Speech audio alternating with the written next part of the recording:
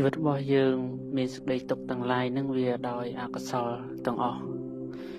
ដូច្នេះហើយបានជាព្រះសាស្តាព្រះអង្គបង្រៀនយើងឲ្យ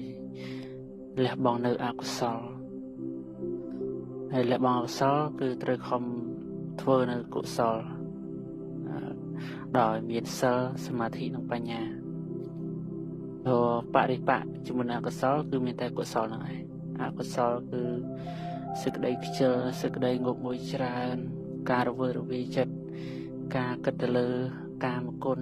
មានតម្រេកមានរាគៈទោសៈខាងក្រោតសេចក្តីកំណាញ់ការចំណែនអ្នកដទៃការមិនខ្មាស់បាបការមិនខ្លាចបាបសេចក្តីសង្ស័យការមិនមានបញ្ញាអវិជ្ជាសពតែជាអកុសលទាំងអស់ហើយយើងមានសេចក្តីទុកមកពីពួកនឹងឯង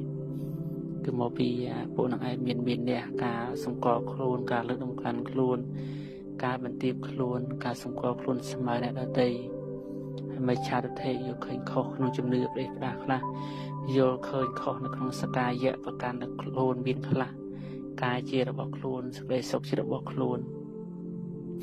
នឹងដោយអវិជ្ជាហើយវិជ្ជាអកុសលទាំងអស់នេះយើងត្រូវលះដោយកុសលមានសិលធម៌ពួកខ្លះគឺត្រូវលះដោយសិល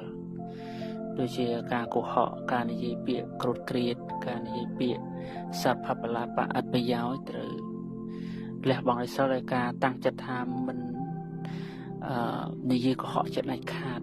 តាំងចិត្តថាទោះបីជាត្រូវអស់ជីវិតក៏មិននិយាយកុហកនឹងកាន់ពាក្យសច្ចៈអស់មួយជីវិតយើងទៅឋានចិត្តយ៉ាងហ្នឹងដោយលះបង់អសរពួកនឹងបានដោយ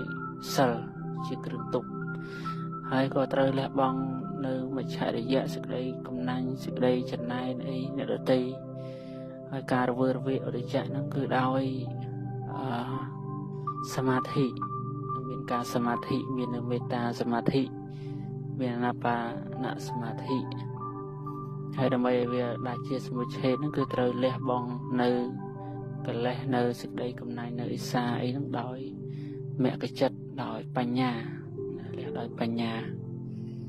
តាមធម៌3យ៉ាងនេះទើបយើងលះបង់បានហើយយើងលែងមានសេចក្តីទុក្ខលែងមានសេចក្តីកង្វល់លែងមានភ័យលែងមានសេចក្តីសោកសៅលែងមានសេចក្តីអន្តរាយព្រោះសេចក្តីទុក្ខភ័យអន្តរាយសេចក្តីសោកសៅវាកើតឡើងដល់បុគ្គលអត់មានបញ្ញាហើយទោះបីយើងរៀនចប់ដល់បណ្ឌិតក៏ដោយ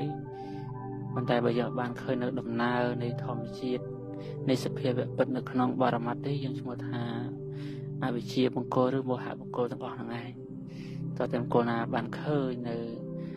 បរមត្ថឃើញនៅសភាវៈពិតទៅតាមដំណើរធម្មជាតិនោះទើបយើងឈ្មោះថាជាបង្គោលមាននៅបញ្ញាជាបណ្ឌិត